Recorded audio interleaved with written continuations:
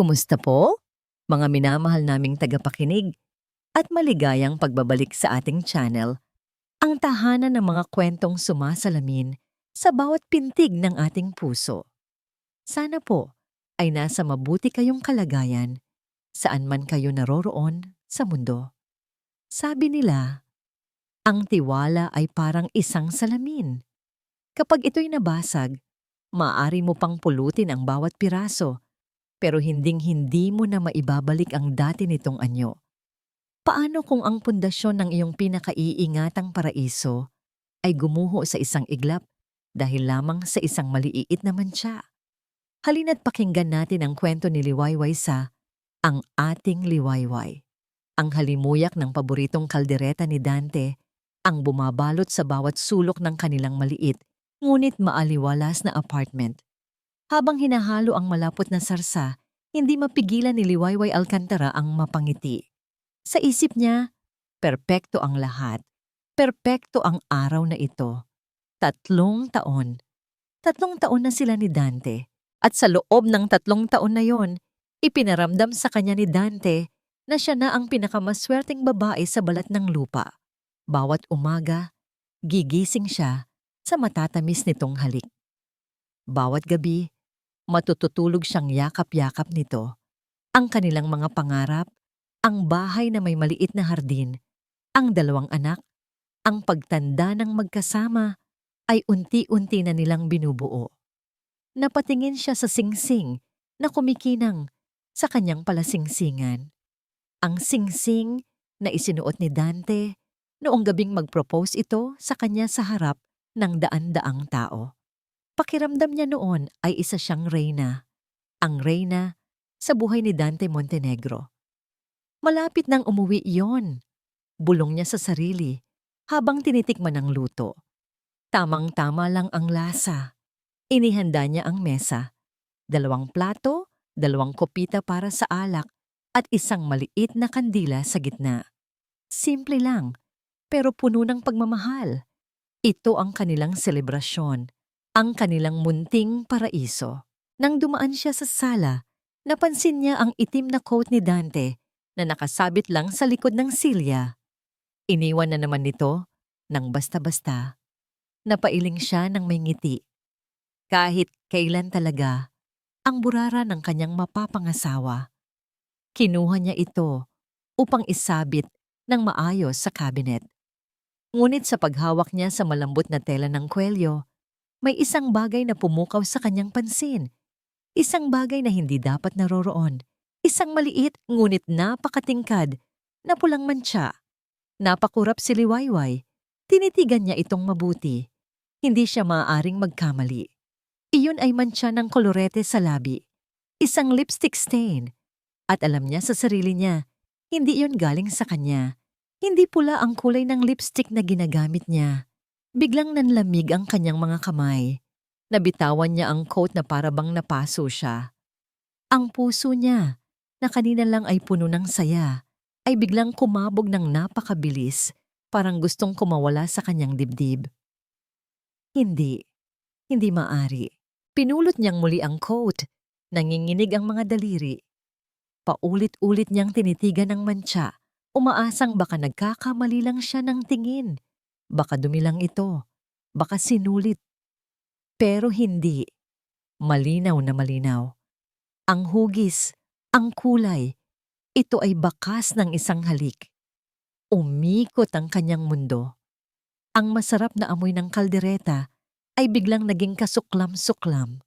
Ang liwanag ng kandila sa mesa ay parang nangungutya sa kanya.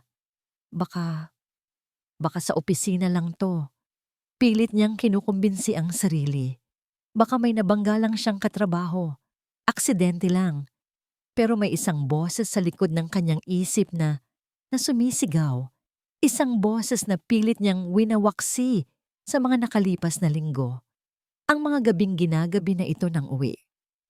Ang mga tawag sa telepono na sinasagot nito sa labas. Ang mga pagkakataong tila lumilipad ang isip nito kahit magkausap sila.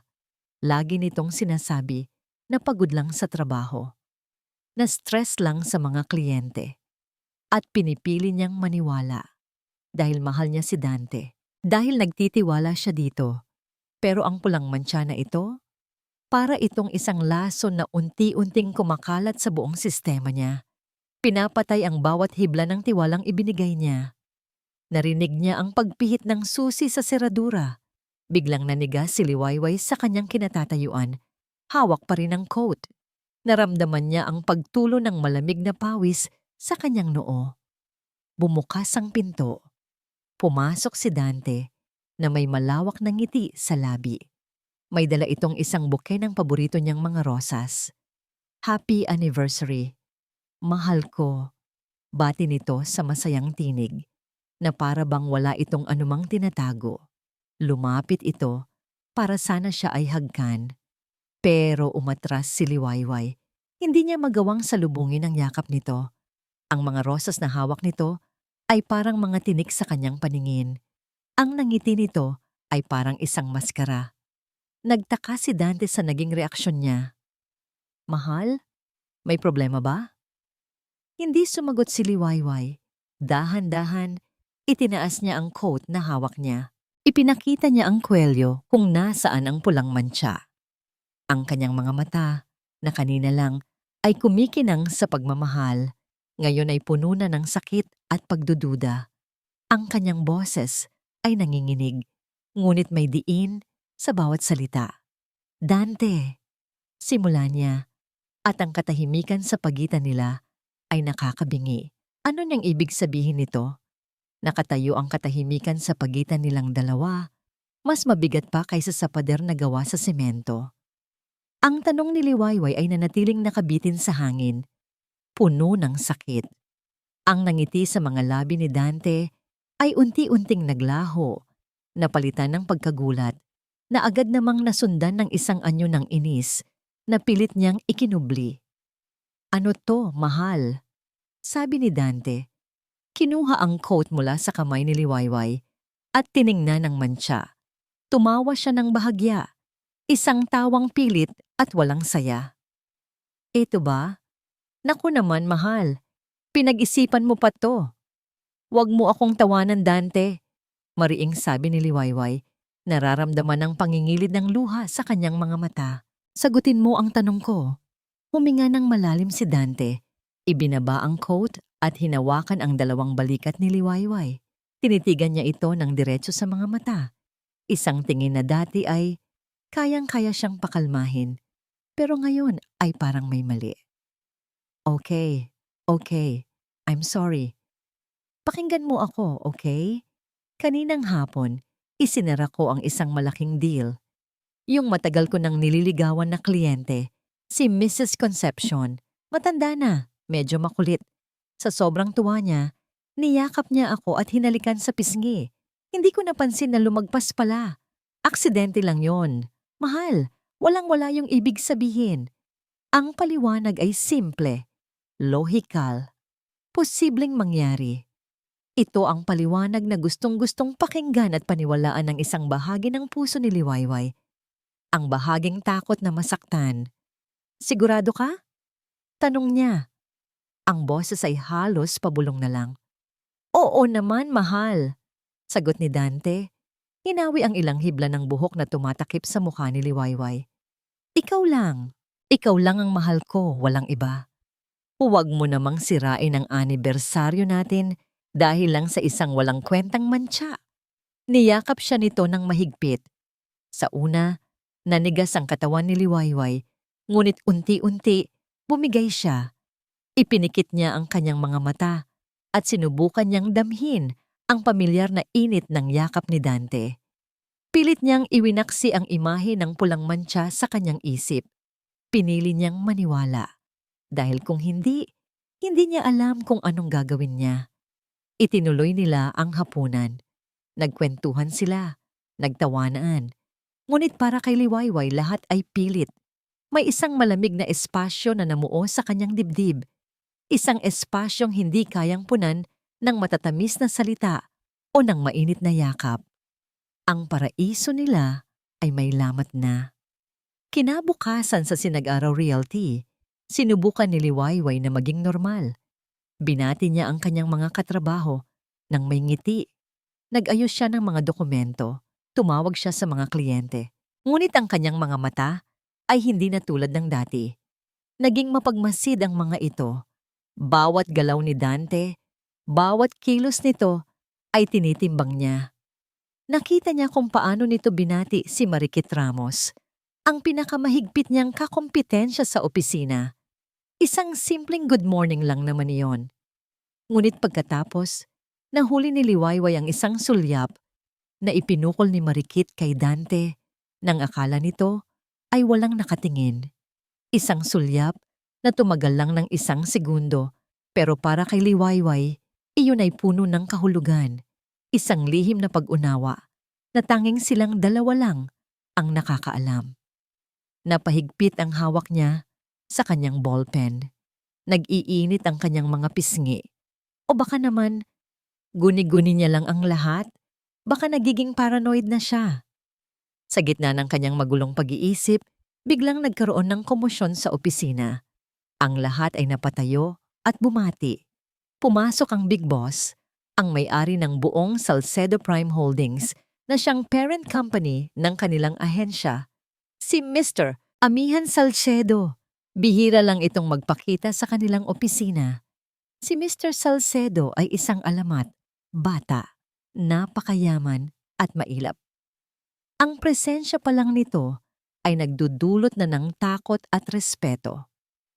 Habang naglalakad ito sa gitna ng mga cubicle, kasama ang kanilang branch manager, tila huminto ang pag-ikot ng mundo. Nang dumaan ito sa tapat ng kanyang mesa, bigla itong huminto. Napigil ni Liwayway ang kanyang paghinga. Lahat ng mata sa opisina ay napunta sa kanilang direksyon. Tumingin si Amihan Salcedo sa mga dokumentong nasa mesa niya at pagkatapos ay sa kanya. Ang mga mata nito ay malalim at matiim. Tila may nakikita ito na hindi nakikita ng iba. Magaling ang trabaho mo sa Valderrama Project, Liwayway. Sabi nito sa isang boses na kalmado ngunit may bigat. Keep it up. Thank you po, sir. Nautal niyang sagot. Tumango lang ito at nagpatuloy sa paglakad. Ngunit sa ilang segundong pagtitig nito sa kanya, naramdaman ni Liwayway ang isang kakaibang bagay. Hindi ito ang karaniwang tingin ng isang CEO sa kanyang empleyado. May bahid ito ng pag-aalala, lungkot. Hindi niya masabi. Pero ang tinging iyon ay tumatak sa kanyang isipan. Nang gabing iyon, habang naglalaba, kinapa ni Liwayway ang mga bulsa ng pantalon ni Dante bago ito isalang sa washing machine. Nakaugalian na niya itong gawin. Sa isang bulsa, may nakapasyang isang lukot na papel. Kinuha niya ito at inunat. Isa itong resibo. Resibo mula sa isang mamahaling Italian restaurant sa kabilang parte ng syudad. Para sa 2 tao. Tiningnan niya ang petsa, nakaraang linggo, Martes ng gabi. Ang gabing sinabi ni Dante na mag-o-overtime siya hanggang hating gabi para tapusin ang isang importanteng report. Nanlamig ang buong katawan ni Liwayway. Ang kaldereta na kinain nila kagabi ay parang gustong bumalik mula sa kanyang sikmura. Ang paliwanag tungkol sa matandang kliyente, ang mga yakap, ang mga halik, lahat ay nagmistulang isang malaking kasinungalingan. Hindi ito guni-guni. Hindi siya paranoid. Ang pagdududa na pilit niyang ibinabaon ay sumabog ng may puwersa ng isang bulkan. Ang sakit ay bumalik, mas matindi, mas matalim. Tinitigan niya ang resibo, ang piraso ng papel na siyang katibayan ng panlolokong matagal na niyang nararamdaman. Wala nang puwang ang mga paliwanag. Wala nang silbi ang pagbubulag-bulagan. Kailangan niya ng katotohanan, gaano man ito kasakit. Binitawan niya ang mga damit. Kinuha niya ang kanyang susi at wallet. Lumabas siya ng apartment. Ang puso niya ay dumadagundong sa kanyang dibdib. Isang masakit na ritmo ng takot at determinasyon. Susundan niya si Dante. Ngayong gabi, malalaman niya ang lahat. Nagpahatid si Liwayway sa taxi. Bawat metro na tinatakbo ng sasakyan ay isang dagdag na kabog sa kanyang dibdib. Ang mga ilaw ng lungsod ng Maharlika na dati nagbibigay sa kanya ng pag-asa ay tila mga nangungutyang mata na nakatingin sa kanyang kahibangan. Pinaghalong takot at galit ang nag-uunahan sa kanyang sistema.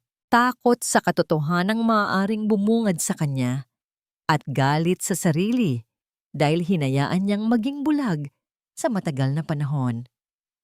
Huminto ang taxi sa tapat ng La Stella, isang mamahaling restaurant na minsan lang niyang nabanggit kay Dante na gusto niyang subukan sa isang espesyal na okasyon. Hindi para sa anniversary nila, hindi para sa birthday niya, kundi para sa isang gabi kasama ang ibang babae. Nanginginig ang mga tuhod niya habang nagbabayad sa driver.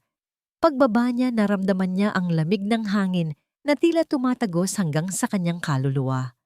Mula sa labas, sa likod ng isang malaking halaman, natanaw niya sila. Nasa isang mesa sila sa may bintana, naliligo sa malambing na liwanag ng ilaw. At doon, ang lahat ng pilit niyang iwinawaksi ay naging isang malinaw at brutal na katotohanan. Si Dante at si Marikit. Nag-uusap, nagtatawanan. Ang kamay ni Dante ay nakapatong sa kamay ni Marikit na nasa ibabaw ng mesa. Isang kilos na napakapamilyar, isang kilos na dapat ay para lamang sa kanya. Nakita niya kung paano kumuha si Dante ng pagkain mula sa plato nito at isinubo kay Marikit. Isang matamis na gesture na para bang sila ang magkasintahan sa buong mundo. At si Marikit, ngumiti ito ng isang ngiting matagumpay. Isang ngiting puno ng panunuya na hindi nakikita ni Dante. Bawat tawa nila ay parang isang punyal na sumasaksak sa puso ni Liwayway. Bawat sulyap nila sa isa't isa ay isang sampal sa kanyang pagkatao. Ang 3 taon ng pagmamahal, ang mga pangarap, ang singsing sa kanyang daliri. Lahat ay nagmistulang isang malaking katatawanan. Ang pulang mantsa, ang resibo, lahat ay nagdugtong-dugtong. Sa isang sulok ng restaurant, sa isang mesang hindi kalayuan, may isa pang taong nakamasid. Si Amihan Salcedo ay naroon para sa isang business dinner kasama ang ilang dayuhang investor. Ngunit ang kanyang atensyon ay hindi na naibigay sa usapan. Mula sa sandaling makita niyang pumasok si Dante Montenegro, nakasama si Marikit Ramos, alam na niyang may mali. At nang masilayan niya ang anino ni Liwayway sa labas ng bintana, ang babaeng may malungkot na mga mata kanina sa opisina, isang nag-aalab na galit ang umakyat sa kanyang sistema. Nakita niya ang bawat sandali ng pagkadurog ng puso nito. At nagpasya siya. Hindi na siya maaaring manatiling isang anino lamang. Para kay Liwayway, nawala ang lahat ng tao sa paligid. Ang natira na lang ay ang 2 taong sabay na dumurog sa kanyang tiwala. Huminga siya ng malalim. Pinunasan ng luhang hindi niya namalayang tumulo at naglakad papasok ng restaurant. Ang bawat hakbang ay mabigat. Ang tunog ng kanyang takong sa makintab na sahig ang tanging naririnig niya. Napahinto ang ilang usapan. Naramdaman niya ang mga matang nakatingin sa kanya. Pero wala na siyang pakialam. Huminto siya sa tapat ng kanilang mesa. Enjoying your overtime, Dante? Ang boses ni Liwayway ay kalmado, ngunit may lamig na kayang magpayelo ng apoy. Gulat na napatingin si Dante at Marikit. Ang nangiti sa kanilang mga labi ay naglaho. Liwayway, anong ginagawa mo rito? Gulat at utal na tanong ni Dante. Mabilis na binawi ang kamay mula kay Marikit. Ako dapat ang magtanong niyan? Sagot ni Liwayway. Ang tingin niya ay parang yelo na nakatutok kay Dante bago dahan-dahang bumaling kay Marikit. Maganda ang kulay ng lipstick mo, Marikit. Pula. Bagay na bagay sa mga ahas. How dare you? Sigaw ni Marikit na patayo. Wala kang karapatang bastusin ako. Bastos? Isang mapait na tawa ang kumawala sa lalamunan ni Liwayway. Ako pa ang bastos. Kayo ang naglulunoy sa kasinungalingan. Ako pa ang bastos. Ang kapal ng mga mukha ninyo. Liwayway, tumigil ka na. Nagkakamali ka ng iniisip, sabi ni Dante. tumatayo na rin at pilit na hinahawakan ng braso ni Liwayway. Nag-uusap lang kami tungkol sa trabaho. Trabaho! Halos pasigaw na sabi ni Liwayway, iwinaksi ang kamay ni Dante. Trabaho ba ang tawag sa pagsubo mo sa kanya? Trabaho ba ang tawag dyan? Itinuro niya ang magkahawak nilang kamay kanina. Huwag mo akong gawing tanga, Dante. Tapos na ako sa pagiging tanga. Ang eskandalo ay umagaw na sa atensyon ng buong restaurant. Ang mga tao ay nagbubulungan. Ang hiya ay nagsimulang gumapang sa balat ni Liwayway, ngunit nilamon ito ng mas malaking apoy ng galit. Alam mo, Liwayway, kung ganyan ka kapraning, hindi nakapagtataka kung bakit humanap si Dante ng iba. Walang hiyang sabi ni Marikit na may ngisi sa labi. Iyon na ang huling patak, ang huling hibla ng kanyang pasensya.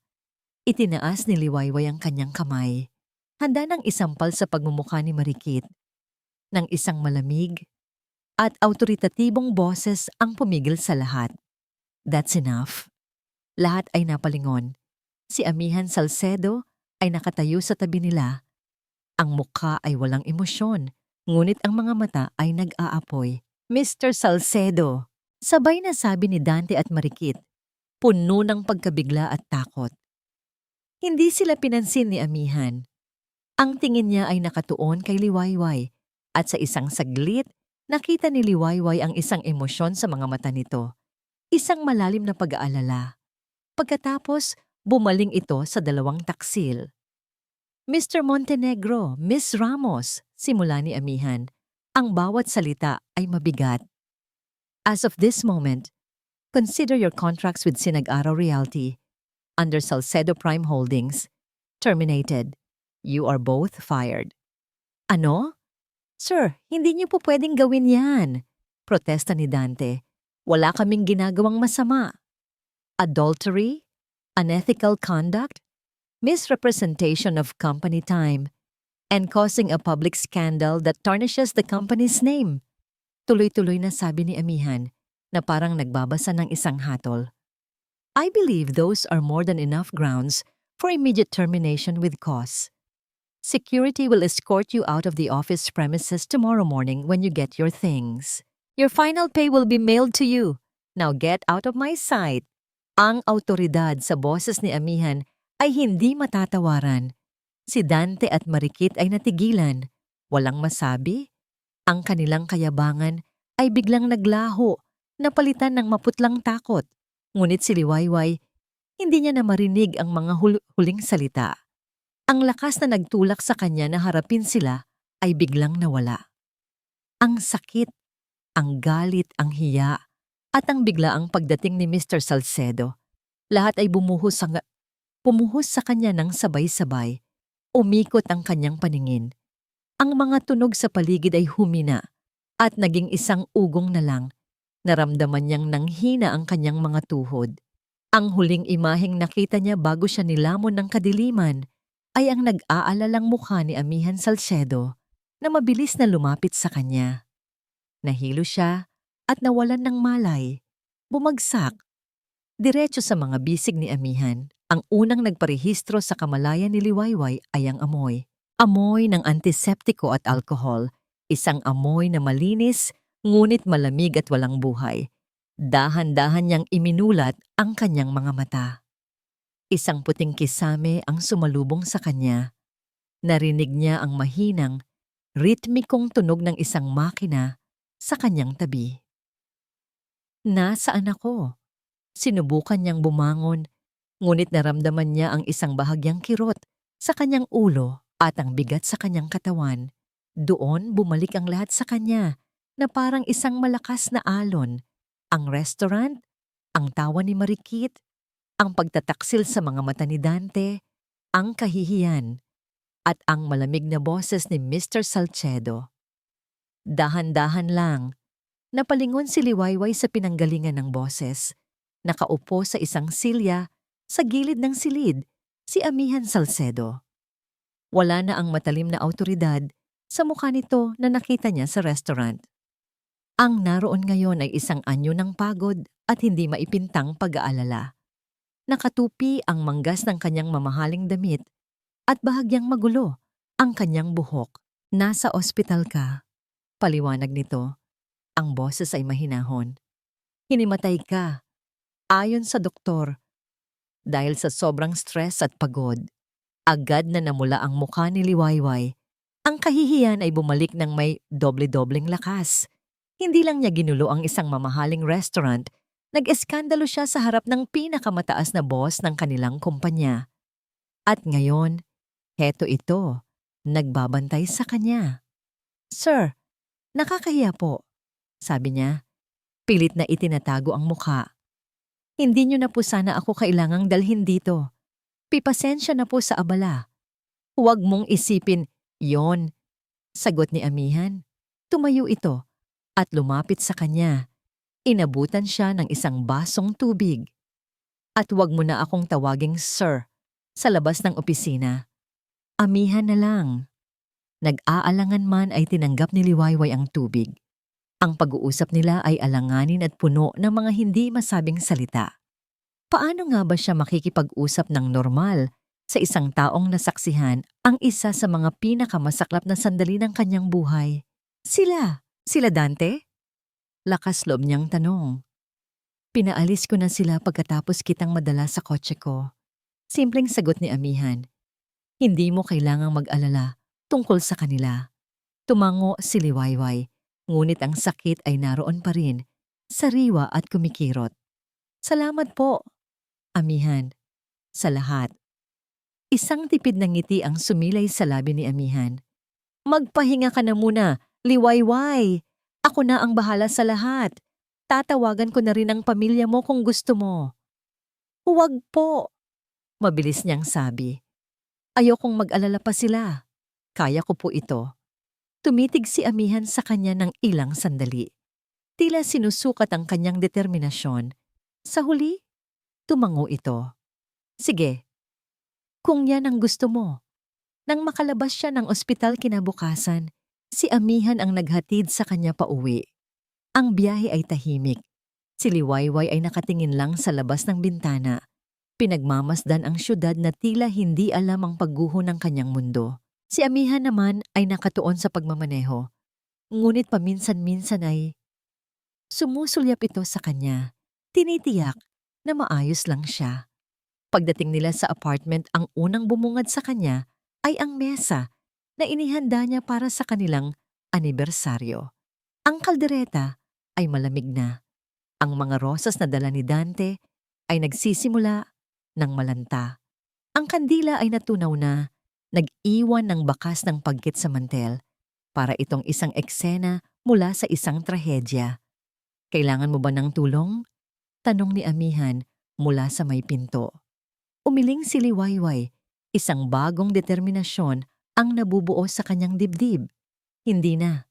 Maraming salamat ulit. Kaya ko na mula rito. Naiintindihan ni Amihan. Bago ito umalis, may iniabot itong isang calling card. Tawagan mo siya. Siya ang personal lawyer ko. Makakatulong siya sa'yo. Sabihin mo lang, pinapunta kita. Pagkaalis ni Amihan, tinitigan ni Liwayway ang apartment na dati niyang tinuring na paraiso. Ngayon, para itong isang kulungan na puno ng alaala ng kasinungalingan. Hindi na siya umiyak.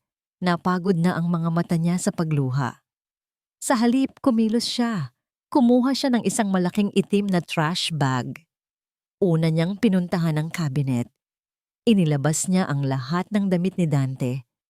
Ang mga polo na plinansya niya, ang mga t-shirt na paborito nito, ang coat na may pulang mantsa. Walang pag-aalinlangan. Inihagis niya lahat sa loob ng bag.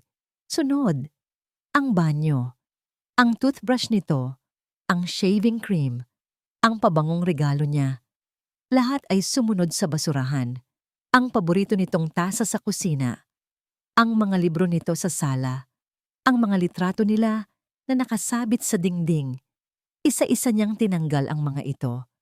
Sa bawat bagay na kanyang itinatapon, pakiramdam niya ay isang piraso ng sakit at lason ang kanyang inaalis sa kanyang buhay.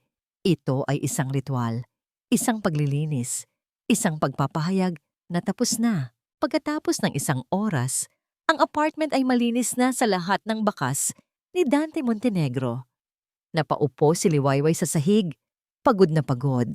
Ngunit sa kauna-unahang pagkakataon, sa loob ng 2 araw, nakaramdam siya ng bahagyang gaan.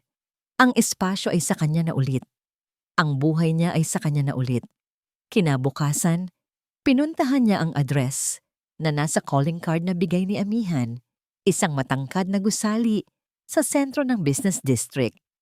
Ang opisina ni Attorney Cristina Romero ay nasa penthouse, nagpapahiwatig ng kanyang estado sa propesyon.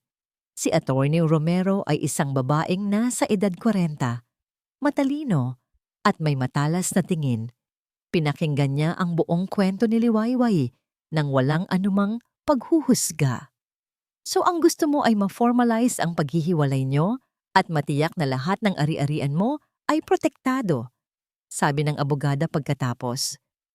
Opo, attorney.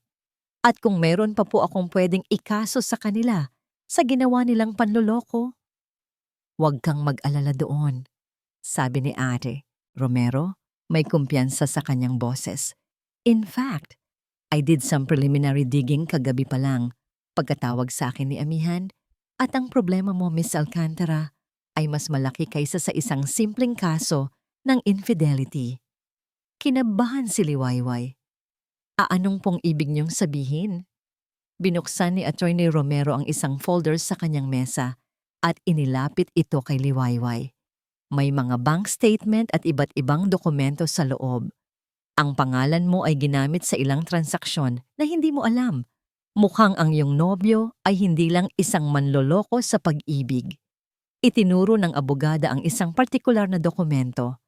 At ang pinakamasaklap sa lahat, ilang buwan na ang nakalipas, nagbukas siya ng isang joint bank account sa ilalim ng pangalan ninyong dalawa.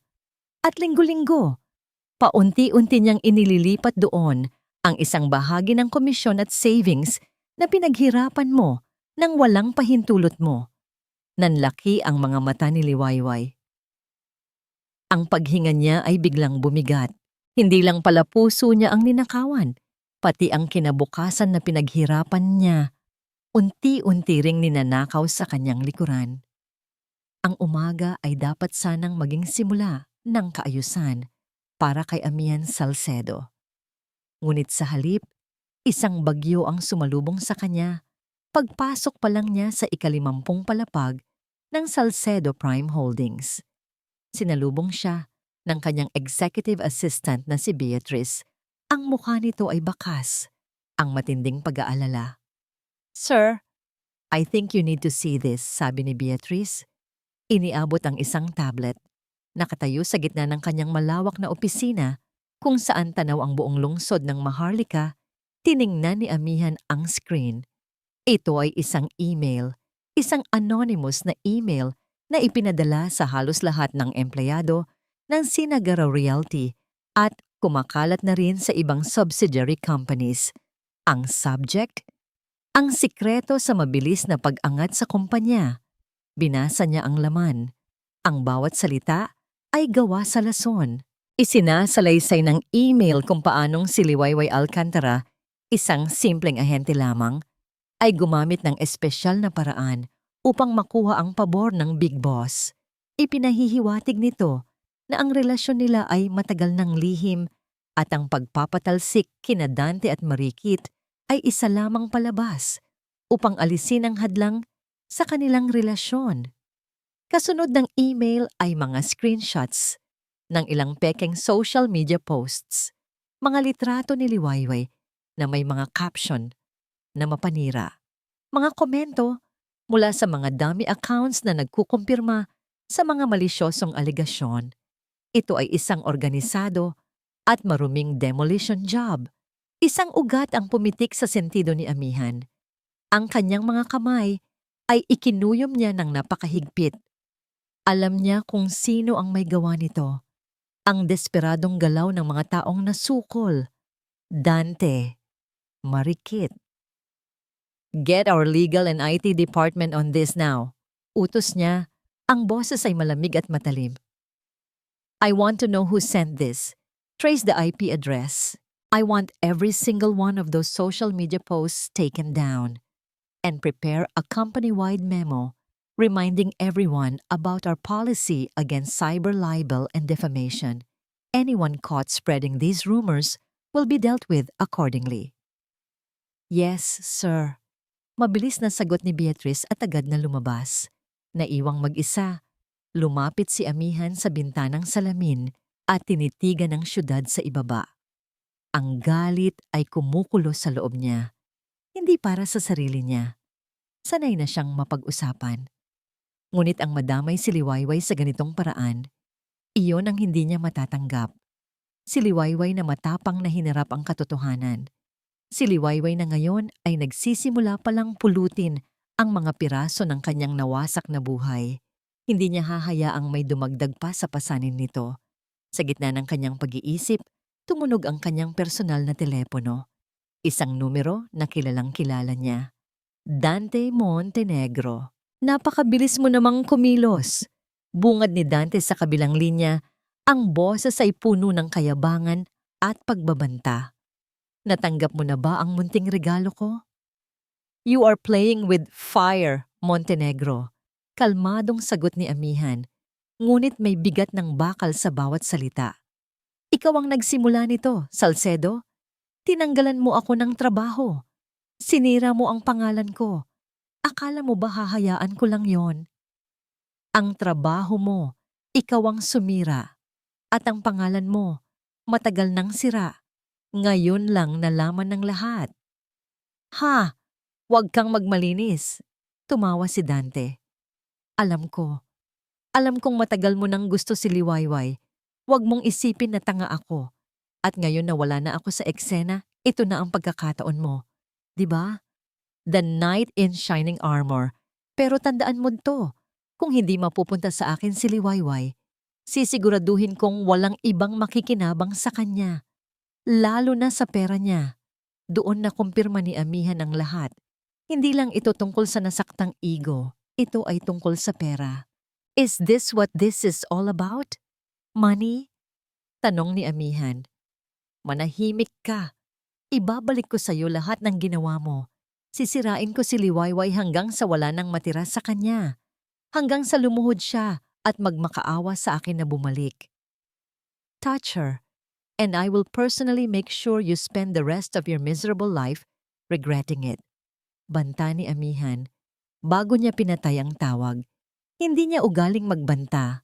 Ngunit pagdating kay Liwayway, lahat ng patakaran ay nawawala. Kinagabihan, hindi siya mapakali. Alam niyang sa kabila ng mga memo at utos niya, ang chismis ay may sariling buhay. Kumakalat ito na parang apoy. At alam niyang tiyak na makakarating ito kay Liwayway. Nag-drive siya papunta sa apartment nito. Wala siyang plano. Gusto niya lang masigurado na okay lang ito. Kumatok siya sa pinto. Nang bumukas ito, nakita niya si Liwayway. Namumuogto ang mga mata nito. Sa sahig sa likod nito, nakita niya ang laptop nito bukas sa isang social media page. Nabasa na niya, Amihan! Ang tanging nasabi ni Liwayway, ang boses ay basag. Walang salitang namutawi kay Amihan. Lumapit lang ito at ginawa ang isang bagay na hindi niya inaasahan. Niyakap niya si Liwayway. Isang yakap na hindi romantiko, kundi isang yakap ng pag-aalalay, ng proteksyon. Isang yakap na nagsasabing, nandito ako. Hindi ka nag-iisa. Naramdaman niya ang pagyanig ng mga balikat ni Liwayway habang humahagulhol ito sa kanyang dibdib. Bakit? Bakit nila ginagawa to sa akin? Anong kasalanan ko? Wala. Bulong ni Amihan. Hinahaplos ang buhok nito. Wala kang kasalanan. Mga duwag lang sila na hindi kayang harapin ang resulta ng mga ginawa nila. Nanatili sila sa ganoong posisyon ng ilang minuto. Hanggang sa unti-unting kumalma si Liwayway. Nang bumitaw ito sa yakap, pinunasan nito ang kanyang mga luha. May bagong apoy sa mga mata nito. Ang kalungkutan ay napalitan ng galit at determinasyon. Hindi ko sila hahayaan, sabi nito. Hindi na ako iiyak para sa kanila. Lalaban ako. Tumango si Amihan, isang maliit na ngiti ng paghanga ang sumilay sa kanyang mga labi. Ito ang liwayway na una niyang nakilala. Ang palaban. Ang matatag. Bago siya umalis ng gabing iyon, habang pababa siya sa elevator, nakatanggap siya ng isang text message mula sa kanyang pribadong investigador. Isang update tungkol sa background check na ipinagawa niya kay Dante Montenegro. Kinabukasan, habang nasa opisina, isang mailman ang nag-abot ng isang malaking brown na sobre sa kanyang front desk. Walang pangalan ang nagpadala. Tanging ang pangalan niya lang ang nakasulat. Dinala ito ni Beatrice sa kanyang opisina. Sa loob ng sobre, may isang litrato, isang luma at medyo kupas na litrato, isang batang amihan at isang batang liwayway nakaupo sa isang duyan sa ilalim ng puno ng mangga, parehong nakangiti ng napakatamis. Sa likod ng litrato, may sulat kamay na mensahe. Nakalimutan mo na ba siya? Nanigas si Amihan sa kanyang kinaupuan. Ang paghinga niya ay tila nahinto. Isang sikreto na matagal na niyang itinatago. Isang nakaraan na pilit niyang ibinaon. Ang nakaraang nag-uugnay sa kanya at kay Liwayway bago pa man dumating si Dante. At ngayon, may ibang nakaalam nito at ginagamit ito laban sa kanya. Ang mga sumunod na araw ay isang malabong pagkakasunod-sunod ng mga pagpupulong sa abogada, mga gabing walang tulog, at isang matinding determinasyon na bumalot sa pagkatao ni Liwayway. Ang mga paninirang kumalat sa opisina ay hindi na niya ininda. Bawat bulong-bulungan, bawat mapanghusgang tingin ay nagsilbing gatong sa apoy na nag-aalab sa kanyang dibdib. Hindi na ito tungkol sa nasaktang puso. Ito ay naging isang laban para sa kanyang pangalan, sa kanyang pinaghirapan, at sa kanyang dignidad. Sa tabi niya sa bawat hakbang ay si Amihan. Hindi ito nagsasalita ng marami, ngunit ang presensya nito ay sapat na. Minsan, darating ito sa apartment niya, may dalang pagkain, at sasamahan lang siyang manood ng TV sa katahimikan. Minsan, tatawag lang ito para kumustahin siya. Naging isa itong anchor sa gitna ng kanyang magulong mundo. Isang anchor na hindi niya maintindihan kung bakit napakatatag para sa kanya. Isang hapon, ipinatawag silang dalawa ni Attorney Nick Romero para sa isang kagyat na pagpupulong. Pagdating nila sa opisina nito, nadatnan nila ang abogada na may seryosong ekspresyon sa mukha. Sa ibabaw ng kanyang mesa ay isang makapal na folder. Liwayway, Amihan, maupo kayo, sabi ni Attorney Romero. Mayroon akong importanteng ibabalita at hindi ito maganda. Umupo si Liwayway. Ang puso niya ay agad na kumabog. Katabi niya si Amihan na bahagyang inilapit ang silya nito sa kanya bilang suporta. Sa tulong ng investigador na kinuha ni Amihan, panimula ng abogada, at sa sarili naming pananaliksik, natuklasan namin ang isang bagay na mas malala pa sa inaasahan natin. Binuksan nito ang folder. Inilatag nito sa mesa ang mga dokumento at litrato. Si Dante Montenegro at Marikit Ramos, hindi lang sila magkasintahan, hindi lang sila mga taksil na katrabaho. Huminga ito ng malalim bago nagpatuloy. Sila ay isang team, isang pares ng mga profesional na manloloko. Parang isang malakas na kulog ang tumama kay Liwayway kahit walang ulap sa kalangitan. Napatingin siya kay Amihan na ang mukha ay naging isang maskara ng malamig na galit. Anong ibig niyong sabihin? Nanginginig na tanong ni Liwayway. Itinuro ni Attorney Romero ang isang litrato ng isang babae. Ito si Isabella Cruz, isang real estate heiress mula sa Cebu. Naging nobyo niya si Dante 3 taon bago kanya makilala. Ang modus, liligawan niya, pakakasalan, at pagkatapos ay unti-unting ililipat ang mga ari-arian nito sa mga dummy accounts. Si Marikit naman ay nagpapanggap na malapit na kaibigan ni Isabela, ang taga-kumbinsi, ang kakampi. Sunod-sunod na litrato ang inilatag ng abogada. Iba't ibang babae, iba't ibang lugar. Pero parehong kwento, parehong modus. Sila ay mga mandaragit na ang target ay mga babaeng may pera at emosyonal na mahina. Biglang nanlambot ang mga tuhod ni Liwayway. Ang 3 taon ng kanilang relasyon ay nag-flashback sa kanyang isipan, ngunit ngayon, sa isang bagong, nakakakilabot na pananaw. Ang kanilang aksidenteng pagkikita, ang kanyang mabilis na pagkahulog sa mga matatamis nitong salita. Ang pagpapakilala nito kay Marikit bilang pinsan noong una. Ang paghikayat nito na pagsamahin ang kanilang mga ari-arian para sa kinabukasan. Lahat ay kasinungalingan, lahat ay kalkulado, lahat ay isang palabas. Hindi siya minahal, hindi siya ang pinili, isa lang siyang target. Hindi totoo yan, bulong niya. Kahit alam na niya, sa kaibuturan ng kanyang puso na yon ang katotohanan.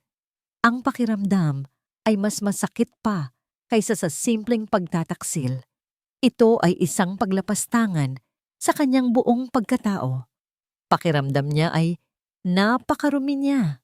Liwayway, sabi ni Amihan. Ang boses ay mahinahon, ngunit may bakal na determinasyon. Hinawakan nito ang kanyang kamay. Ang init nito ang tanging bagay na nagpapanatili sa kanya ng hindi gumuho. Tingnan mo ako. Hindi mo kasalanan ito. Biktima ka. Pero ang mga salita ay hindi na tumatagos. Ang isip niya ay nalulunod sa dagat ng panlilinlang. Hindi siya tao sa paningin ni Dante. Isa lang siyang proyekto, isang numero sa isang bank account. Nang gabing iyon, hindi siya makatulog. Paulit-ulit na naglalaro sa kanyang isipan ang mga mukha ng mga babae sa litrato. Ilan pa kaya sila? Ilang buhay pa ang sinira ng mga ito? Sa wakas, nang dalawin siya ng antok, dinala siya nito sa isang lugar na matagal na niyang hindi napupuntahan. Sa kanyang mga panaginip, nakatayo siya sa isang pamilyar na dalampasigan. Ang buhangin ay mainit sa kanyang mga paa. Ang amoy ng maalat na hangin at ang tunog ng mga alon ay nagbibigay sa kanya ng kapayapaan. Bata pa siya rito. Masaya. Walang bigat sa dibdib. May kasama siya. Isang batang lalaki. Hindi niya maaninag ang mukha nito. Malabo ito na parang isang larawang kinupas ng panahon. Pero naririnig niya ang tawa nito. At nararamdaman niya ang kamay nito na hawak ang sa kanya. Tumatakbo sila. Naghahabulan sa dalampasigan. Ang saya ay dalisay at totoo. Huli ka, sabi ng batang lalaki. Ang boses nito ay pamilyar. Isang boses na nagdudulot ng kakaibang pangungulila sa kanyang puso. Nagising si Liwayway na pawis. Ang puso niya ay kumakabog. Ano ang panaginip na yon? Bakit pakiramdam niya ay isa yung alaala? Kinabukasan, isang delivery man ang kumatok sa kanyang pinto. May dala itong isang maliit na kahon na nakabalot sa brown na papel. Wala itong pangalan ng nagpadala. Nag-aalangan man ay kinuha niya ito. Sa loob ng kahon, nakalagay ang isang luma at kahoy na music box. Simple lang ang disenyo nito, may mga inukit na alon sa takip. Tila napakatagal na nito. Dahan-dahan niyang itinaas ang takip. Isang pamilyar, ngunit halos kinalimutan ng himig ang tumugtog. Isang lalabay, isang himig na alam niyang narinig na niya noon pa. At sa pagtugtog ng musika, isang imahe ang biglang sumulpot sa kanyang isipan na may kalinawan ng isang kidlat. Ang dalampasigan. Ang batang lalaki na kalaro niya sa panaginip. Muli itong tumawa at lumingon sa kanya. At sa pagkakataong ito, malinaw na malinaw ang mukha nito, ang mukha ng isang batang-batang Amihan Salcedo. Nabitiwan ni Liwayway ang music box. Ang himig ay biglang natigil. Ang tanging naririnig na lang niya ay ang nakakabinging dagundong ng kanyang puso. Ang music box ay nakahandusay sa sahig. Basag ang katahimikan na iniwan ng biglaang pagtigil ng himig nito. Si Liwayway ay nanatiling nakatayo, nakatitig sa kawalan. Ang isip niya ay isang magulong ipo-ipo ng mga imahe at emosyon. Amihan, ang mukha ng batang lalaki sa kanyang mga alaala. Ang lalaking nagligtas sa kanya sa restaurant, ang amo niya, ang misteryosong tagapagmasid, ang angkor sa gitna ng kanyang bagyo. Lahat ay siya. Isang tanong ang umalingaw-ngaw sa kanyang isipan, mas malakas pa sa dagundong ng kanyang puso. Bakit? Bakit hindi niya sinabi? Ang pagkatuklas na si Dante ay isang manloloko ay masakit. Ngunit ang pag-iisip na si Amihan, ang taong pinagkakatiwalaan niya, ang taong nagsimulang maging sandalan niya, ay may itinatagong isang napakalaking bahagi ng kanilang nakaraan.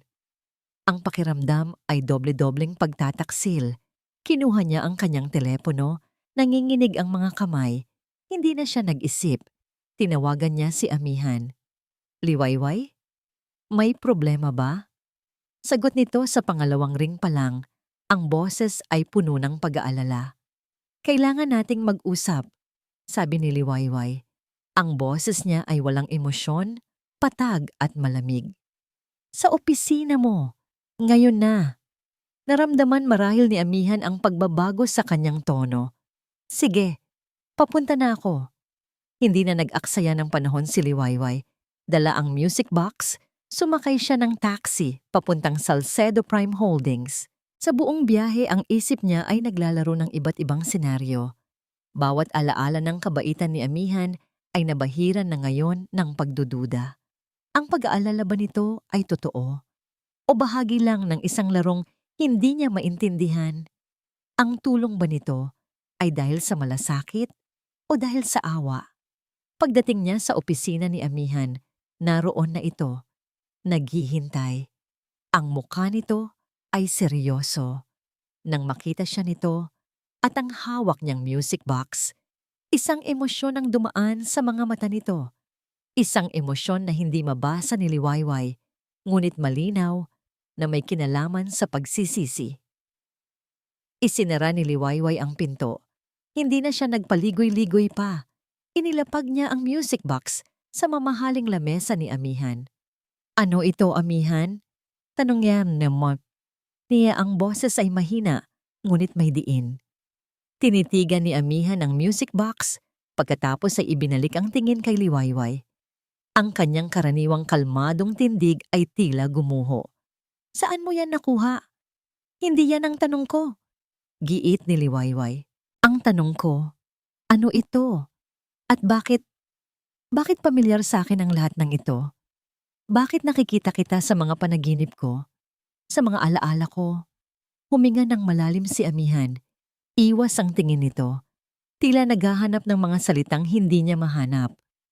Liwayway, komplikado. Gawin mong simple. Sigaw ni Liwayway.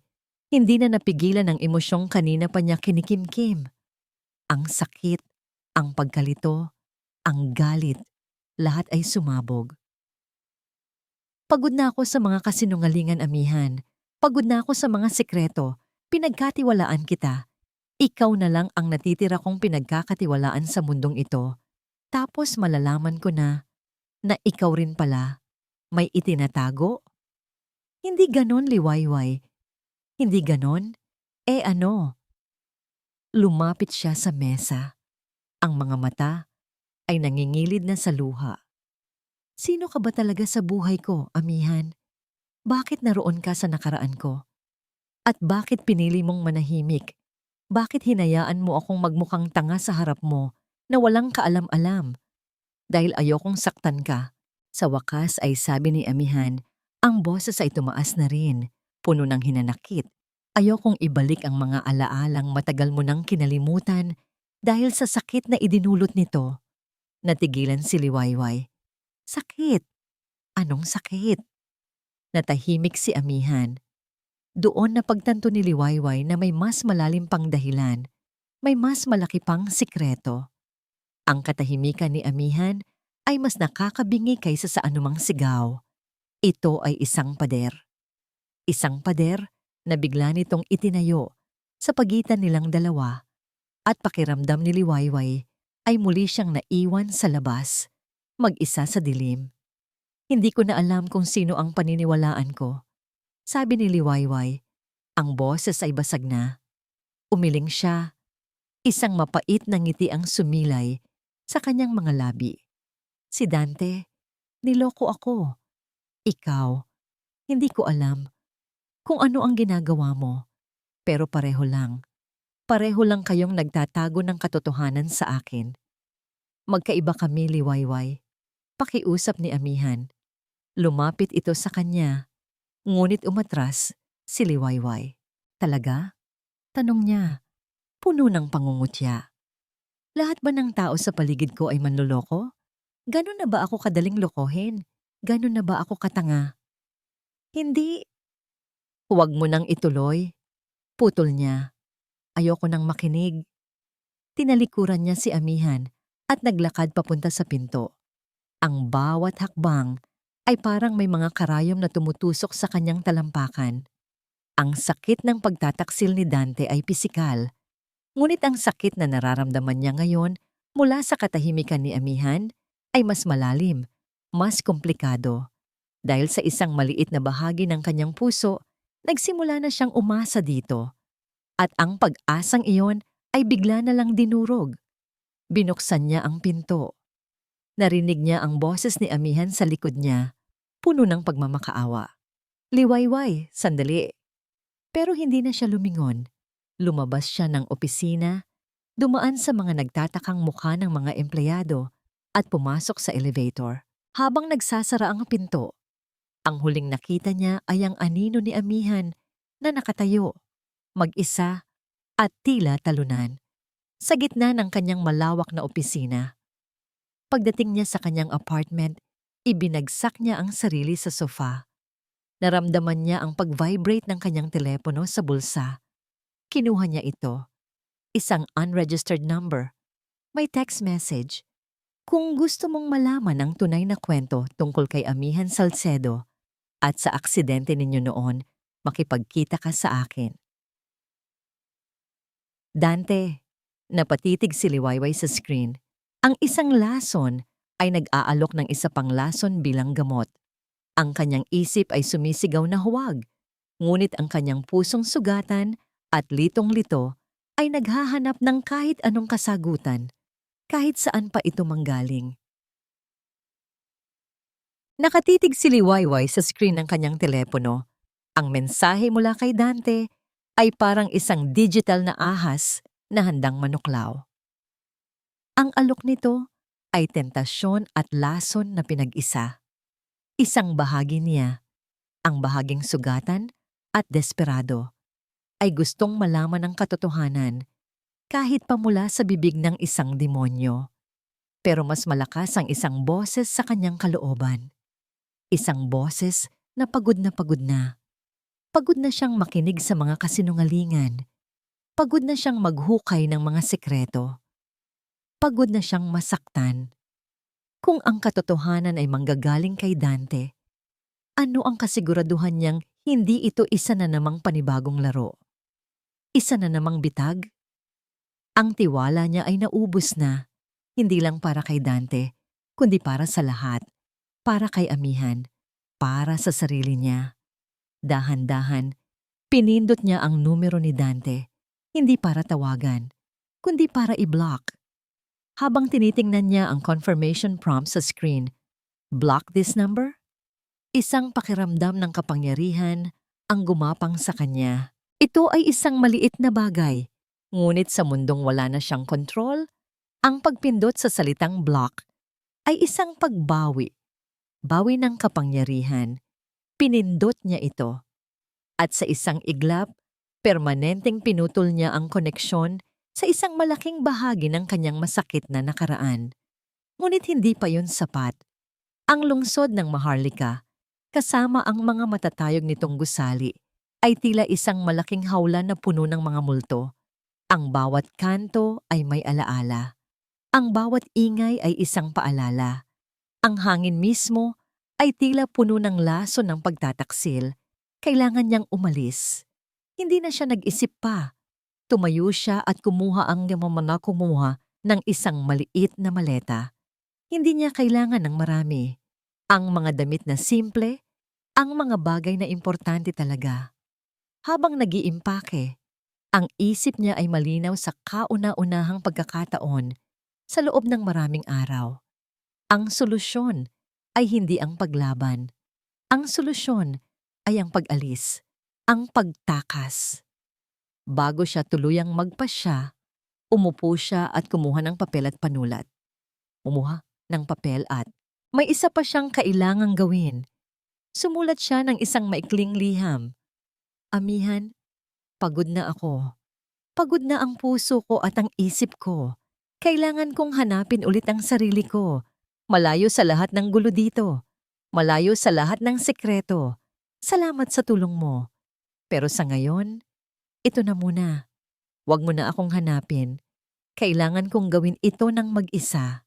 Liwayway ipinasok niya ito sa isang sobre at inilagay sa ibabaw ng mesa sa sala, kung saan alam niyang makikita ito kapag may naghahanap sa kanya. Kinuha niya ang kanyang bag, sinulyapan ang apartment sa huling pagkakataon, ang lugar na dati niyang paraiso at naging impyerno, at lumabas siya ng pinto, hindi na lumingon pa. Sa terminal ng bus, bumili siya ng tiket para sa pinakaunang biyahe patimog, pauwi, sa lugar kung saan siya lumaki, sa probinsya ng Payapa. Habang umaandar ang bus palayo sa syudad, isinandal niya ang kanyang ulo sa malamig na salamin ng bintana. Ang mga kumikinang na ilaw ng Maharlika ay unti-unting lumalabo, na parang mga bituing namamatay. Bawat gusaling nalalagpasan at alasan nila ay isang paalala ng mga pangarap na gumuho. Ang Sinag-Araw Realty, kung saan niya ibinuhos ang kanyang galing. Ang mga restaurant na pinagdata nila ni Dante. Ang Salcedo Prime Holdings. Ang Torre ng Misteryo ni Amihan. Lahat ay iniiwan na niya. Hindi niya alam kung ano ang naghihintay sa kanya sa pag-uwi. Hindi niya alam kung paano siya magsisimula ulit. Ang alam niya lang, sa mga sandaling iyon, habang ang bus ay tumatahak sa madilim na highway, nakaramdam siya ng isang bagay na matagal na niyang hindi nararamdaman. Katahimikan. Walang kaso. Walang tsismis. Walang manloloko. Walang sikreto. Isang mapait na kapayapaan. Isang kapayapaan na isinilang mula sa lubos na pagsuko. Makalipas ang ilang oras, huminto ang bus sa isang maliit na bayan. Ang hangin na sumalubong kay Liwayway, pagbaba niya ay iba. Amoy ng lupa at mga bulaklak, hindi usok at polusyon. Ang tunog ay huni ng mga kuliglig, hindi businan ng mga sasakyan. Naglakad siya sa pamilyar na daan patungo sa bahay ng kanyang mga magulang. Isang simpleng bahay na gawa sa kahoy, napapaligiran ng mga halaman. Nakita niya ang ilaw na nagmumula sa bintana. Kumatok siya. Bumukas ang pinto at bumungad ang nag-aalalang mukha ng kanyang ina. Liwayway? Anak? Walang salitang namutawi kay Liwayway. Nang makita niya ang pagmamahal sa mga mata ng kanyang ina, ang lahat ng pader na itinayo niya sa paligid ng kanyang puso ay gumuho. Bumuhos ang mga luhang matagal na niyang pinigilan. Niyakap niya ang kanyang ina ng napakahigpit na parang isang batang nawawala na. Sa wakas, ay nakahanap ng daan pauwi. Nay, pagod na po ako. Ang tanging nasabi niya sa gitna ng kanyang mga hikbi. Alam ko, anak. Alam ko. Sagot ng kanyang ina. Hinahaplos ang kanyang likod. Nandito ka na. Umuwi ka na. Magpahinga ka na. Sa yakap ng kanyang pamilya, sa ilalim ng bubong na naging saksi sa kanyang paglaki, naramdaman ni Liwayway na sa wakas, maaari na siyang huminga. POV Shift, Amihan Salcedo. Sa lungsod ng Maharlika, nakatayo si Amihan sa harap ng bintanang salamin ng kanyang opisina. Mabigat ang hangin. Hindi niya makontak si Liwayway mula pa kahapon. Ipinadala niya ang kanyang pinagkakatiwalaang tauhan para tingnan ang apartment nito. Bumukas ang pinto. Pumasok ang kanyang tauhan. Iniabot sa kanya ang isang sobre. "Sir, wala na po siya, pero iniwan niya po ito." Kinuha ni Amihan ang sulat. Binuksan niya ito. Ang maikli at simpleng mga salita ni Liwayway ay tumagos sa kanyang puso na parang mga bubog. "Pagod na ako. Huwag mo na akong hanapin." Tumingin siya sa labas, sa syudad na ngayon ay tila walang laman dahil alam niyang wala na si Liwayway dito. Isang pakiramdam ng pagkatalo at kawalan ng pag-asa ang bumalot sa kanya. Nabigo siya. Ganoon din noon. Ganoon pa rin ngayon. Nabigo siyang protektahan ito. Ngunit habang tinititigan niya ang papalubog na araw, isang bagay ang nagbago sa kanyang mga mata. Ang kalungkutan ay dahan-dahang napalitan ng isang bakal na determinasyon. Ang sakit ay naging isang malamig na resolusyon. Pinangako niya sa sarili niya noon na hindi na niya hahayaang masaktan ito. Nilabag niya ang pangakong yun sa pamamagitan ng kanyang pananahimik. Ngayon, gagawa siya ng isang bagong pangako. Hahanapin niya ito, hindi para guluhin, kundi para ayusin ang lahat. At sa pagkakataong ito, hindi na siya muling mananahimik pa. Hindi na niya hahayaang mawala ito sa kanya sa pangalawang pagkakataon. Ang mga unang araw ni Liwayway sa probinsya ng Payapa ay ginugol niya sa pananahimik. Ang kanyang katawan at isip ay tila humihingi ng pahinga mula sa walang katapusang ingay at sakit ng syudad. Dito, ang kanyang alarm clock ay ang tilaok ng mga manok. Ang almusal ay mainit na pandesal at kape. Kasalo ang kanyang mga magulang sa kanilang maliit na beranda. Ang hangin ay sariwa, may amoy ng basang lupa at mga bulaklak ng sampagita, isang balsamo sa kanyang kaluluwang nasugatan. Hindi siya kinukulit ng mga tanong ng kanyang mga magulang. Nakikita nila ang bigat sa kanyang mga mata at binigyan nila siya ng espasyong kailangan niya para huminga. Ang kanilang presensya at mga simpleng pag-aalaga. Isang mainit na sabaw sa gabi, isang kumot kapag malamig ang madaling araw, ay mas mabisa pa kaysa sa anumang salita. Isang hapon, habang nag-aayos ng kanyang lumang silid, sinimulan niyang damhin ang pamilyar na paligid. Ang mga pader na puno ng mga lumang poster ng mga banda, ang maliit na istanteng puno ng mga libro. Lahat ay tila nagyelos sa panahon. Tila hinihintay lang ang kanyang pagbabalik. Para maibsan ang pagkabagot, nagpa siya siyang maglakad-lakad sa labas. Dinaanan niya ang mga pamilyar na daan, kung saan siya natutong magbisikleta, ang mga puno ng mangga na madalas nilang akyatin ng kanyang mga kaibigan, ang maliit na tulay kung saan sila naglalaro. Habang naglalakad, ang mga alaala ay nagsimulang bumalik na parang mga ambon. Hindi biglaan, kundi paunti-unti. Naalala niya ang pakiramdam ng nadapang tuhod, ang tamis ng ice candy sa ilalim ng tirik na araw, ang tawanan ng kanyang mga kababata. Ang mga alaalang ito ay simple at dalisay. Walang halong panloloko, walang bakas ng sakit. Dito, siya ay si Liwayway lang, isang batang masayahin at puno ng pangarap. Sa kanyang paglilinis, sa ilalim ng kanyang kama, natagpuan niya ang isang luma at maalikabok na baul. Binuksan niya ito. Sa loob ay ang mga kayamanan ng kanyang kabataan, mga lumang report card, mga liham mula sa mga kaibigan, at isang maliit na diary na may kulay rosas na takip. Napangiti siya. Kinuha niya ang diary at umupo sa tabi ng bintana. Ang mga pahina ay naninilaw na. Ang sulat niya ay pabilog pa at puno ng mga risunok ng puso at bituin. Binuklat niya ito sa isang pahina sa gitna. August 14, Dear Diary, ang saya-saya ko ngayon. Nilibre ako ni Ann ng paborito kong ice cream pagkatapos ng klase. Sabi niya, premyo ko raw kasi ako ang nakakuha ng pinakamataas na score sa math. Ang bait-bait niya talaga. Hawak niya ang kamay ko habang naglalakad kami pauwi. Ang bilis-bilis ng tibok ng puso ko. Sana ganito na lang kami palagi. Siya ang paborito kong amihan. Natigilan si Liwayway. Amihan. Ang pangalang iyon. Ang pangalan sa music box. Ang pangalan ng amo niya. Isinara niya ang diary. Ang puso niya ay biglang kumabog ng mabilis. Hindi na ito isang panaginip lang. Totoo. Nakasulat sa sarili niyang kamay. Kinagabihan, habang nagkakape sila ng kanyang ina sa beranda, lakas loob siyang nagtanong. Nay, may naalala po ba kayo na naging kaibigan ko noon? Ang pangalan niya po ay Ann? Tumingin ang kanyang ina sa malayo, isang malungkot, ngunit matamis na ngiti ang sumilay sa mga labi nito. Ann, oo naman anak, paano ko siya makakalimutan? Si Amihan.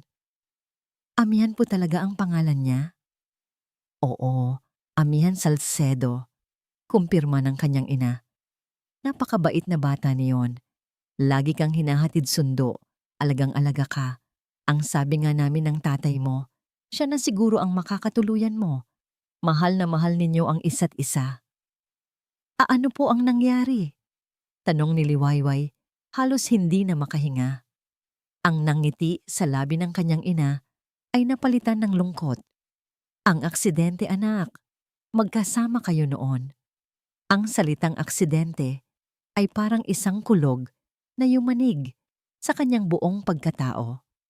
Pagkagising mo sa ospital, pagpapatuloy ng kanyang ina, wala ka nang maalala tungkol sa kanya. Sabi ng mga doktor, dahil daw sa trauma, hinarang ng isip mo ang lahat ng alaala na konektado sa araw na yon. At kasama doon si Amihan. Sinabihan kami na huwag ipilit na ipaalala sa'yo dahil baka mas makasama pa. Ang pamilya niya, umalis sila ng probinsya, lumipat sa Maynila. Mula noon, hindi na namin siya nakita. Ngayon, naiintindihan na ni Liwayway. Ang pag-iwas ni Amihan, ang sakit sa mga mata nito, ang pag-aatubili nitong sabihin ang totoo. Hindi ito panloloko, ito ay pag-iingat. Takot na baka masaktan siya. Isang malaking bigat ang tila nabunot sa kanyang dibdib. Ang galit niya kay Amihan ay napalitan ng isang malalim na pag-unawa at panghihinayang. Kinabukasan, bago lumubog ang araw, naglakad si Liwayway papunta sa dalampasigan. Ang lugar sa kanyang mga panaginip, ang lugar kung saan niya huling naramdaman ang purong kaligayahan. Kailangan niyang mag-isip. Habang ang kulay kahel na sinag ng araw ay humahalik sa maputing buhangin, pinanood niya ang mga alon na humahampas sa dalampasigan. Dito pala nagsimula ang lahat. At dito rin nagsimula ang paglimot niya. Sa kanyang pag-iisip, may natanaw siyang isang anino sa di kalayuan. Isang tao na naglalakad sa dalampasigan, papalapit sa kanyang direksyon. Mataas, pamilyarang tindig. Habang papalapit ito, mas luminaw ang anyo nito sa ilalim ng papalubog na araw. Ang puso ni Liwayway ay nagsimulang tumibok ng napakabilis, hindi dahil sa takot, kundi dahil sa isang emosyong matagal na niyang hindi nararamdaman. Pagkilala. Huminto ito ilang metro mula sa kanya. Ang simoy ng hangin ay nililipad ang buhok nito. Ang mga mata nito ay nakatitig sa kanya, puno ng mga salitang hindi masabi. Amihan, bulong niya sa hangin. Nakatayo sila roon, si Liwayway at si Amihan, sa pagitan ng papadilim na lupa at ng nag-aalab na kalangitan. Ang tanging gumagalaw ay ang hangin na marahang yumayakap sa kanila at ang mga alon na walang sawang humahalik sa dalampasigan, mga saksi sa isang kwentong matagal nang dapat isinulat ang katapusan. Dahan-dahang humakbang si Amihan. Bawat yapak sa buhangin ay tila may bigat ng mga taong nagdaan. Huminto siya sa harap ni Liwayway. Sapat lang ang layo para makita ang bawat emosyon na gumuguhit sa mukha nito. Sinabi mo sa sulat na huwag kitang hanapin. Panimula ni Amihan. Ang boses niya ay malalim at bahagyang nanginginig. Hindi dahil sa lamig, kundi dahil sa bigat ng mga salitang matagal niyang kinimkim. Sinubukan ko liwayway, pero hindi ko kaya. Hindi ko na kayang manahimik lang ulit. Hindi sumagot si Liwayway. Tinitigan lang niya ang mga mata ni Amihan, mga matang dati puno ng misteryo para sa kanya. Ngunit ngayon ay nakikita na niya ang nakatago sa likod nito, isang malungkot na batang lalaki na hindi niya maalala.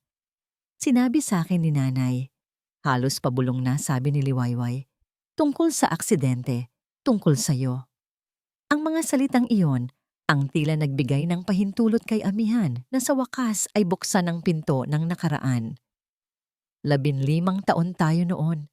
Pagsisimula niya, ang tingin ay napunta sa malayong abot-tanaw na para bang muling binabalikan ang bawat eksena. Birthday mo. Ipinangako ko sa'yo na dadalhin kita sa paborito nating lugar, dito, sa dalampasigang ito.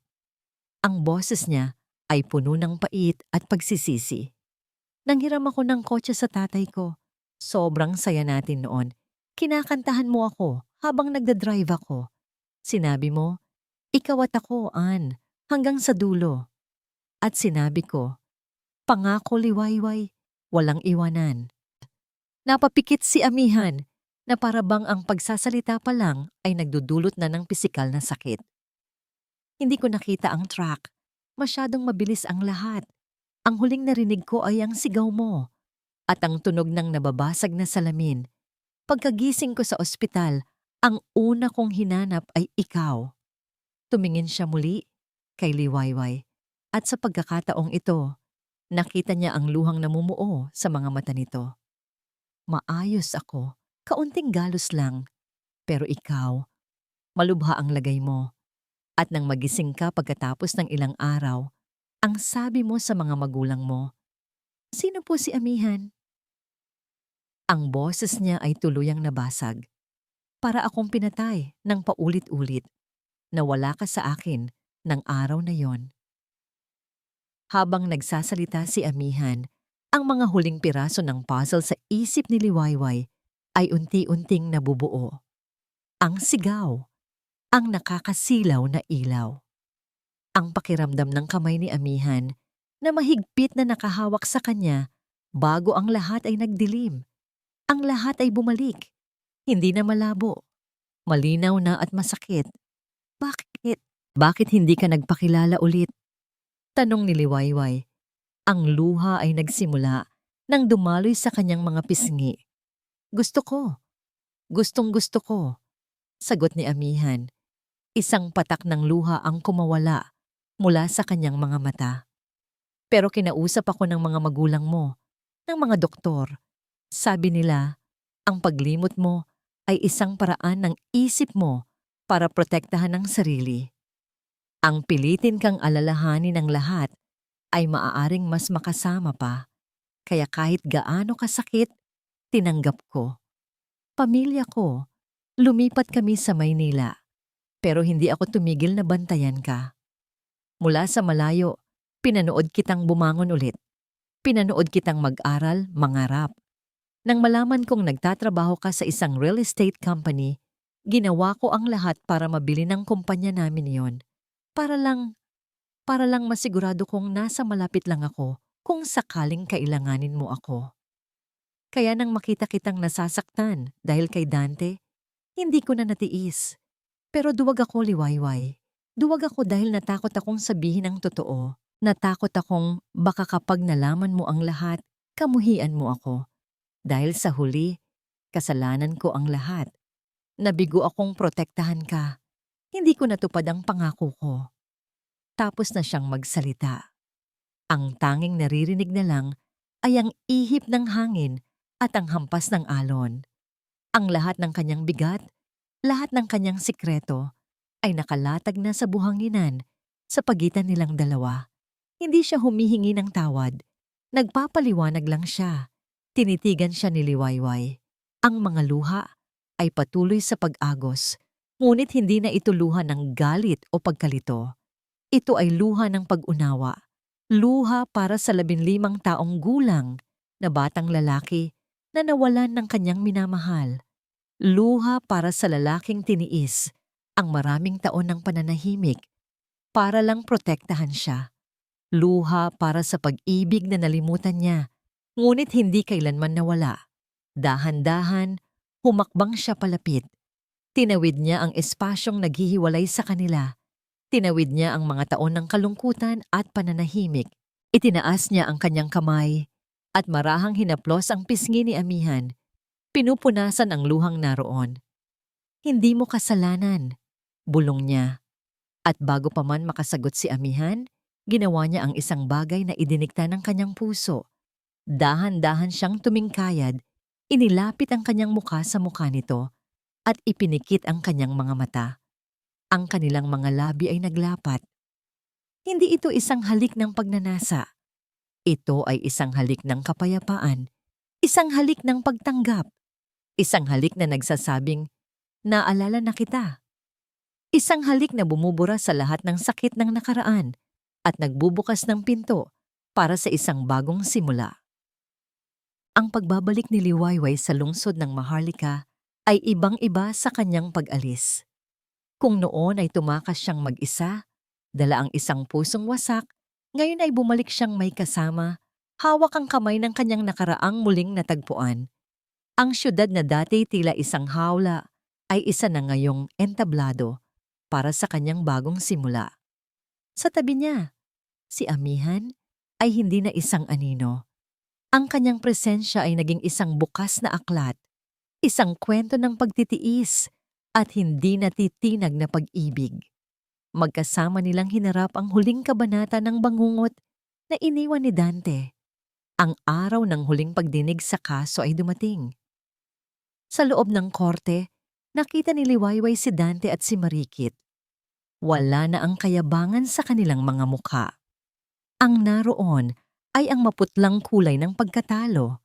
Sa tulong ng mga ebidensyang nakalap ni Attorney Romero at ng pribadong investigador ni Amihan, kasama na ang testimonya ng iba pa nilang mga naging biktima, ang kaso ay naging malinaw na parang sikat ng araw. Hindi na ito tungkol sa isang simpleng relasyon. Ito ay isang malawakang operasyon ng panloloko at pandarambong. Habang binabasa ng hukom ang hatol, guilty on all counts, estafa, syndicated estafa and identity theft. Isang pakiramdam ng bigat ang nabunot mula sa dibdib ni Liwayway. Hindi ito saya o paghihiganti. Ito ay katarungan. Ito ay pagsasara ng isang pinto. Nang ilalabas na ng mga pulis si Dante, ang mga mata nito ay naghahanap sa mga mata ni Liwayway. Ngunit wala nang nakita si Liwayway doon. Walang galit, walang sakit. Tanging isang blangkong espasyo na lang. Tinalikuran niya ito at hinawakan ng mahigpit ang kamay ni Amihan. Paglabas nila ng korte, sinalubong sila ng mga kamera at tanong mula sa media.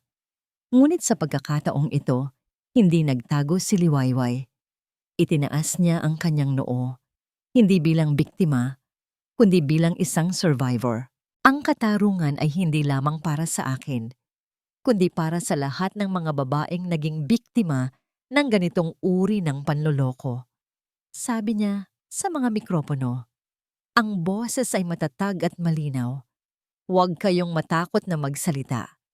Huwag ninyong hayaan na ang kahihiyan ang magpatalo sa inyo. Ang inyong boses ang inyong kapangyarihan. Sa tabi niya, si Amihan ay nakatayo lang. Isang ngiti ng paghanga at pagmamalaki ang nakaguhit sa kanyang mga labi. Ang mga sumunod na buwan ay isang panahon ng paghilom at muling pagbangon. Ginamit ni Liwayway ang perang narekober mula sa kaso, kasama ang kanyang sariling ipon, hindi para bumili ng mga mamahaling bagay, kundi para mamuhunan sa isang pangarap. Sa tulong ng payo at suporta ni Amihan, nagpasya siyang iwan ang pagiging empleyado at buksan ang kanyang sariling kumpanya. Isang maliit na real estate firm na nakatuon sa pagtulong sa mga nagsisimulang pamilya na mahanap ang kanilang unang tahanan. Ang araw ng inaugurasyon ay dumating. Ang pangalan sa salamin ng pinto ay simple ngunit puno ng kahulugan, Liwayway Properties. Ang logo ay isang sumisikat na araw. Ang lugar ay puno ng kanyang mga kaibigan, pamilya, at mga dating kliyente na naniniwala sa kanya. Nandoon ang kanyang mga magulang, ang mga mata ay nagniningning sa pagmamalaki. Sa gitna ng kasiyahan, hinila siya ni amihan sa isang tahimik na sulok. "Congratulations, Liway," sabi nito.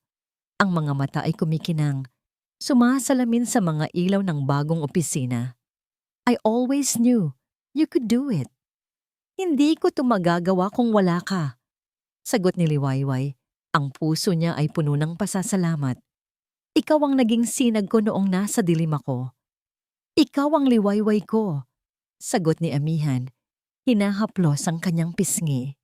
Noon, at lalo na ngayon, may kinuha si amihan mula sa bulsa ng kanyang coat. Isang maliit na kahon na pilus. Ang puso ni Liwayway ay biglang tumigil sa pagtibok. Dahan-dahang lumuhod si amihan sa harap niya, sa gitna ng kanyang bagong opisina, sa harap ng kanyang bagong simula. Binuksan nito ang kahon. Sa loob, isang singsing. Simple ngunit elegante. May isang maliit na diamante na kumikinang na parang isang bituin sa umaga. "Liwayway Alcantara," simula ni amihan. Ang boses niya ay nanginginig sa emosyon. 15 taon kitang hinintay. 15 taon kong itinago ang singsing na ito. Umaasang isang araw, maibibigay ko rin sa'yo. Nawala ka sa akin noon, pero ipinapangako ko, hindi na muling mangyayari iyon. Hihintayin kita, gaano man katagal. Pero sana hindi ko na kailangang maghintay pa. "Will you marry me, Liway? Will you let me be your sunrise every day for the rest of our lives?" Ang mga luha na dumaloy sa mga mata ni Liwayway sa pagkakataong ito ay purong kaligayahan. Wala nang bakas ng sakit, tanging pag-ibig na muling nabuo, mas matatag at mas totoo. Tumango siya, hindi na makapagsalita. "Yes!" bulong niya sa wakas. "Yes, amihan. Yes!" Isinuot ni amihan ang singsing sa kanyang daliri. Perpekto ang sukat na para bang ito ay laging nakatadhana para sa kanya. Tumayo ito at niyakap siya ng mahigpit, habang ang mga panauhin sa paligid nila ay nagsimulang pumalakpak. Sa sandaling iyon, sa gitna ng kanyang pangarap na natupad, sa mga bisig ng kanyang pag-ibig na nagbalik, alam ni Liwayway na ang araw ay muling sumikat sa kanyang buhay. At sa pagkakataong ito ay sisikat ng walang katapusan. Walang granding ballroom o libu-libong panauhin. Walang magarbong gown na mandabakon na may napakahabang buntot. Ang kasal ni na Liwayway at amihan ay idinaos doon mismo sa lugar kung saan nagsimula at muling natagpuan ang kanilang pag-ibig, sa dalampasigan ng probinsya ng Payapa. Ang arko na kanilang kinatatayuan ay gawa sa mga kawayan at pinalamutian ng mga puting bulaklak ng sampagita. Ang kanilang mga panauhin ay ang kanilang mga pamilya at malalapit na kaibigan, lahat ay nakatapak sa buhangin. Ang musika ay hindi mula sa isang orkestra, kundi mula sa isang solong gitarista na tumutugtog ng isang pamilyar na himig, ang himig mula sa lumang music box. Habang naglalakad si Liwayway sa pasilyong gawa sa mga nagkalat na talulot ng bulaklak, hawak ang braso ng kanyang ama. Ang kanyang mga mata ay nakatuon lamang sa isang tao, si amihan. Nakatayo ito roon, sa dulo ng kanyang paglalakbay, nakasuot ng simpleng puting barong, ang lalaking naghintay, ang kanyang noon, ngayon at bukas. Sa paglalakad na yon, hindi lang ang mukha ni amihan ang kanyang nakikita. Nakikita niya ang buong paglalakbay nila, ang sakit ng pagtataksil, ang pait ng paglimot, ang takot sa pag-iisa, at sa wakas, ang tamis ng muling pagkikita. Hindi na niya ito tinatanaw ng may pagsisisi, kundi ng may pasasalamat. Dahil ang bawat madilim na kabanata ang nagpatatag sa kanila at nagdala sa kanila sa liwanag na ito. Nang iabot ng kanyang ama ang kanyang kamay kay amihan, isang ngiti ang ibinigay nito sa kanya. Isang ngiting nagsasabing sulit ang lahat ng paghihintay. Sa loob ng 15 taon, panimula ni Amihan sa kanyang panunumpa. Ang boses ay matatag ngunit puno ng emosyon. Ikaw ang naging multo sa aking mga panaginip, isang alaalang hindi ko magawang bitawan. Ngayon, ikaw ang katotohanan sa aking harapan. Ipinapangako ko, Liwayway, na sa bawat pagsikat ng araw, pupunan ko ng pagmamahal ang lahat ng taon na nawala sa atin. Hindi na ako muling magiging anino lang. Ako ang magiging iyong lakas, ang iyong kakampi, ang iyong payapang kanlungan. Mahal kita, noon pa man, at mamahalin kita hanggang sa huling pagsikat ng araw sa aking buhay. Ang mga luha ay malayang dumaloy sa mga pisngi ni Liwayway habang siya naman ang nagsasalita. Nakalimutan kita, Amihan. At yun ang pinakamalaking pagkakamali na hindi ko sinasadyang gawin, sabi niya. Ang boses ay nanginginig. Pero kahit kinalimutan ka ng isip ko, hindi ka kailanman nawala sa puso ko. Ikaw ang himig na pamilyar, ang panaginip na paulit-ulit. Tinuruan mo akong magmahal muli, hindi dahil perpekto ka, kundi dahil ipinakita mo sa akin na ang tunay na pag-ibig ay kayang maghintay, kayang magpatawad, at kayang maghilom ng pinakamalalim na sugat. Ipinapangako kong aalalahanin ka sa bawat paghinga ko, sa bawat tibok ng puso ko. Ikaw ang aking unang pag-ibig at ikaw rin ang aking magiging huli. Nang sabihin ng pari ang mga salitang, "You may now kiss the bride," ang halik nila ay isang selyo, isang pangako na tinupad at isang bagong simula na walang hanggan. Kinabukasan, bago pa man magising ang mundo, magkahawak kamay na naglakad ang dalawa, pabalik sa dalampasigan. Umupo sila sa buhanginan, nakasandal si Liwayway sa balikat ni Amihan, habang pinagmamasdan ang unti-unting pagbabago ng kulay ng kalangitan mula sa madilim na bughaw patungo sa mapusyaw na kulay rosas at kahel. Hindi na masama, bulong ni Liwayway, ang lahat ng pinagdaanan natin. Kung hindi dahil doon, baka hindi natin natutunang pahalagahan ito. Walang pagsisisi. Sang-ayon ko ni Amihan, hinigpitan ng yakap sa kanya. Bawat sakit, bawat luha, sulit lahat dahil dinala ako pabalik sa'yo. At doon, sa abot tanaw, ang unang sinag ng araw ay nagsimulang sumilip. Ipininta ang mga alon ng kulay ginto. Ang kadiliman ng gabi ay tuluyan ng naglaho, pinalitan ng isang bagong-bagong pag-asa. Napangiti si Amihan habang tinititigan ang profile ng kanyang asawa na naliligo sa ginintuang liwanag. Alam mo, sabi niya, ang boses ay puno ng pagkamangha. Sa buong buhay ko, ngayon ko lang talaga naintindihan. Ikaw ang liwayway ng buhay ko. Tumingala si Liwayway sa kanya. Ang mga mata ay nagniningning sa pagmamahal. Ngumiti siya, isang ngiting payapa at buo. At ikaw, sagot niya, ang aking payapang Amihan. Magkayakap, pinanood nilang sumikat ng buo ang araw, ang simula ng kanilang walang hanggan. At dito po nagtatapos ang kwento ni Liwayway at Amihan. Mula sa kaibuturan ng aking puso, maraming salamat po. Salamat sa inyong paglalakbay kasama nila. Mula sa unang patak ng luha hanggang sa huling sinag ng pag-asa. Habang isinusulat ko ang kanilang kwento, hindi ko maiwasang hindi maramdaman ang bawat pighati at tagumpay ni Liwayway. Kasama ninyo akong kinabahan, nasaktan, at sa huli, muling umibig at umasa. Ang pagbuo sa kanilang mundo ay naging isang paalala na sa kabila ng pinakamatinding sakit na dulot ng pagtataksil, ang puso ng tao ay may walang katumbas na kakayahang maghilom. Ang kwento nila ay isang paalala na ang bawat isa sa atin ay may kanya-kanyang pulang mansa na kinailangang harapin. mga pagkakamaling nagturo sa atin na maging mas matatag. Ngunit ito rin ay isang pangaral na sa kabila ng lahat, mayroon ding isang amihan na naghihintay. Maaaring sa anyo ng isang kaibigan, isang pamilya, o isang pag-ibig na hindi nating inaasahan na handang maging ating payapang kanlungan.